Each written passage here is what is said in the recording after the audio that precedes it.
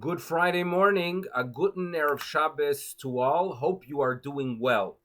It's the month of Tamuz. Next month is Av. It's a season where we start thinking about the destruction of the Bet HaMikdash. Since we start off with the fast days, the 17th of Tammuz, where we commemorate the breach of the wall, the 9th of Av, the destruction of the Bet HaMikdash.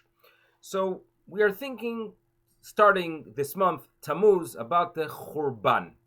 Now, what's interesting to note is if you look at the name Tammuz, the name of this month, Tammuz, it's actually a problematic name. And why is it? So we all know that in the Torah, the months do not have names. Chodesh Rishon, Chodesh Shani, the first month, the second month, the third month, they do not have names. The Jewish people only started giving to the months names when they returned from the Babylonian exile. They took with them the names that were used in Babylonia, in Persia, in that region. They started using them and we made them our names. So therefore we have Nisan, Iyar, Sivan. Fine. No issue. Most of them are innocuous, just names that were used by those nations. Nachmanides actually notes that we commemorate the departure and the exodus from Babylonia by using those names. Fine. But there is one name, one month name that is problematic. Tammuz. Because Tammuz was actually a pagan force that was worshipped. There's a verse in Yechezkel that there was a vision of women crying for the death of Tammuz, and clearly it is a name of an avodah zarah. And it is quite odd that here we are, the Jewish people, giving a Jewish name to this month when it is actually an avodah zarah. How do we explain that? So I'll share with you a story. Imagine you have a person who is preparing to go to some kind of social gathering, a party, and he has a friend pick him or her up. The friend pulls into the driveway, waits for 30 seconds, and then, due to the fact that the person who was supposed to come out did not come out yet, they beep the horn. The person inside runs out, and they're a little bit upset. I was 30 seconds late. Why is she making so much noise? Why did she go ahead and honk the horn? And it was bothering her. And unfortunately, those thoughts continue to bother her. She arrives at the party, a time when you're supposed to socialize, make others happy, and obviously when you are focusing on bringing happiness to others, it brings happiness to yourself as well. But unfortunately, this person is sitting there for an hour in the party and just thinking about the fact that this person honked the horn at them. Someone walks over and says, what's the issue? I could tell your face indicates that something's disturbing you. And she shares with her that on the way to the party, story occurred, the horn was honked, I felt uncomfortable. She responds, you know what? To be successful in life, you don't focus on issues of the past. You focus on the current, on the task that you have to fulfill now.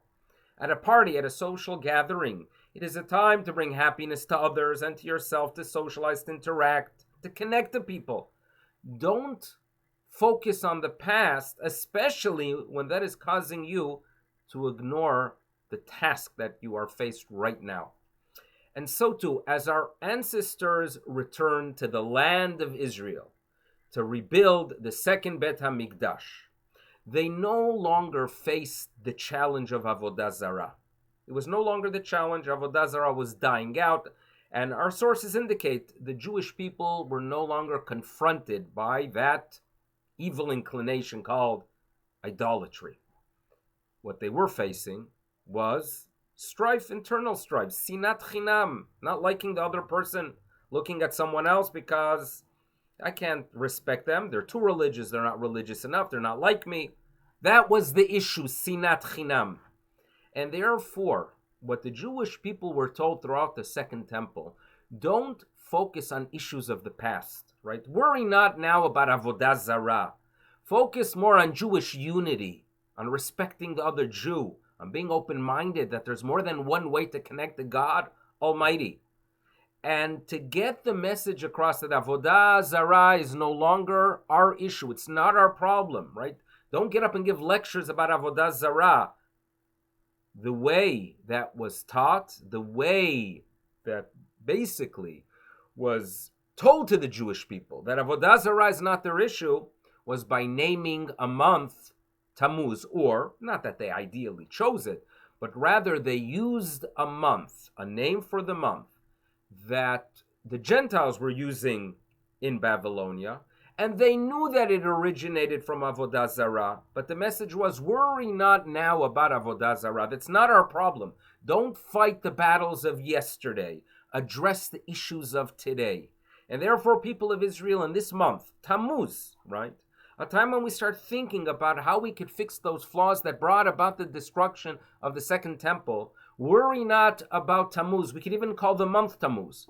Focus on Jewish unity. Ahavat Yisrael, loving a fellow Jew, respecting an opinion, respecting a lifestyle that's perhaps a little bit different than the way you saw in the past. That is what we focus on during this period of time. Worry not about Tammuz. Worry not about Avodah Zarah. We could even name the month Tammuz. So a little thought about this month, but clearly, right, an indication of what we should be focusing on during this period of time. So let's do our part, right? Let's go ahead and connect to one another the way we can. Phone calls, emails, and hopefully with Ahavat Yisrael, loving our fellow Jew, we're going to get where we are supposed to. For the time being, it should be a Shabbat Shalom, a good Shabbos, a good day, and a good Shabbat to all. Bye-bye.